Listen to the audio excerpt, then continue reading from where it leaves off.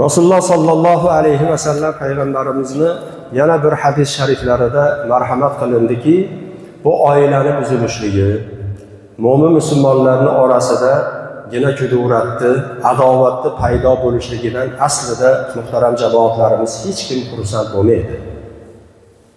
Oilada erkak ham, ayol ham agar Xudo ko'rsatmasin ota bilan ona ajrashadigan bo'lsa, ikkalasi ham xursand bo'lmaydi bundan. Farzandlari ham xursand bo'lmaydi, qavmi qarindoshlari boshqa jamiyatda bo'layotgan bo'g'za adovatlar tufayli orani buzilishligidan hech kim xursand bo'lmaydi. Bunga savob olmaydi. Aksincha Allohning mag'firati to'xtab turar ekan. Amallarda qabul qilinishligi ham to'xtatib turilar ekan. To isloh bo'lguniga qadar. Bu orani buzilishligidan faqat shayton va uni lashkarlari xursand bo'lar ekan.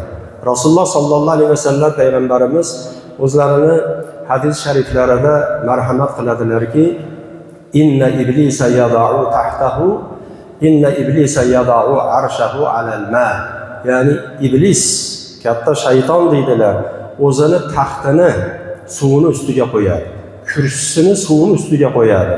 Thumma yab'athu sarayahu. So'ngra esa qo'l ostidagi barcha sheriklarini, shaytonlardan bo'lgan, jinlardan bo'lgan sheriklarini xaloyiqni buzishlik uchun, fahsh va munkarga, gunoh ishlarga va oralarini buzishlik uchun, turli gunohlarni qildirishlik uchun lashkarini yer yuzi bo'ylab tarqatadi, yuboradi deydilar. Fa adnahum minhu manzilatan a'zamuhum fitnatan. Iblisga, katta shaytonga eng yaqin manzilda bo'ladigani ulardan, uning lashkarlaridan fitnasi katta bo'lganidir deydilar Payg'ambarimiz sollallohu alayhi vasallam. Yaji'u ahaduhum fayaqulu fa'altu kaza va kaza. Ya'ni iblisga o'zi yuborgan lashkarlaridan ba'zi birlari qaytib kelib, "Men falon ishni qildim, falon narsalarga o'rgatdim" deb aytsa, iblis aytar ekanki, alayhi la'na, "Ma sana'ta shay'an." Hech narsa qilmabsandirkan. Va yaji'u ahaduhum. Shunda uni lashkarlaridan biri kelib fayaqul aytar ekanki, shayton alayhi la'naga, "Ma taraktuhu hatta farraqtu baynahu va bayna ahlihi." Sen nima ish qilding desa, "Men qo'yarga qo'ymay er va xotinning orasida janjal chiqardim va oralarini buzdim, ya'ni ajrashtirdim" degan xabarni iblisga uni lashkaridan bo'lgan bittasi kelib aytar ekan, qilgan ishini. Va yaqulu ni'ma anta. Shunda iblis aytar ekanki, qanday ham yaxshisan, qanday ham zo'r yaxshi ishni qilibsan deb uni mana shunday so'zlari bilan taqdirlab, ma'qullab qo'yar ekan. Azizlar, albatta mana ushbu Rasululloh sallallohu alayhi vasallam payg'ambarimizning muborak hadislaridan oilani buzilishligidan, eri xotinning orasiga taloq tushishligidan, ajrim bo'lishligidan kim xursand bo'lar ekan? Iblis va uni lashkarlari xursand bo'lar ekan. Qarang, undan tashqari gunohlar ham gunoh. Lekin uning nazdida, iblisning nazdida falon ishga o'rgatib qo'ydim, falon gunohga boshlab qo'ydim deb kelsa, hech narsa qilmabsan deb, ya'ni pisand qilmayapti. Oilani buzib keldim desa, qanday yaxshi ish qilsan deb ma'qullab qo'yyapti. Mana bu oilalarni mustahkam bo'lishligi, saodatli hayot kechirishligidan, demak, iblis, shayton alayhi la'na va uning lashkarlari doim g'azabda, doim norozilik bir holatda bo'lar ekan. Hozirgi kunda shu oilalarni yarashtirishlik uchun albatta barchalarimiz qo'limizdan kelganicha sa'y harakatlarni qilyapmiz. Panda nasihatlarni qilyapmiz. Yosh oilalarni qabul qilinyapti, uchrashilyapti. Ularga dinimizni ko'rsatmalari qandoq qilsa chiroyli hayot kechirishligini qo'limizdan kelganicha barcha hojilarimiz ham, o'sha nuroniylarimiz ham, imomi xatiblar, odinoylar ham joylarda, mahallalar kesimida bu nasihatlarni yetkazib turilib hozirgi kunda. Bunga hammamiz ham mas'ulmiz. Chunki Rasululloh sallallohu alayhi vasallam payg'ambarimiz kullukum ra'in va kullukum mas'ulun an ra'iyatihi.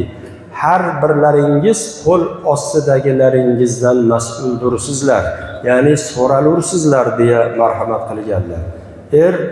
Oilasidan, ayolidan, farzandlaridan so'raladi. Boshliq o'zini qo'l ostidagilarini barchasidan so'raladi Alloh taoloning huzurida.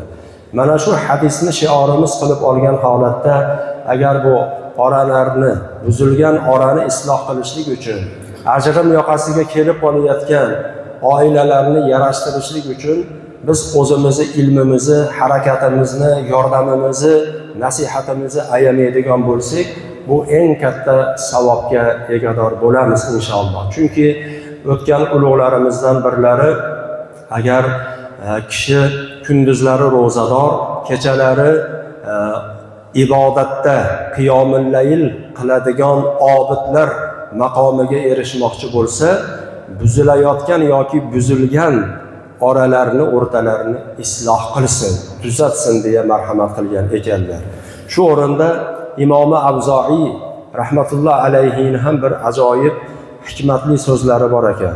Marhamat qilgan ekanlarki, ma xutvatun ahabbu ilallohi azza va jalla min xutvatin fi islahi zatil bayn va man aslaha bayna ithnayn kataballohu lahu bara'atan minan nar.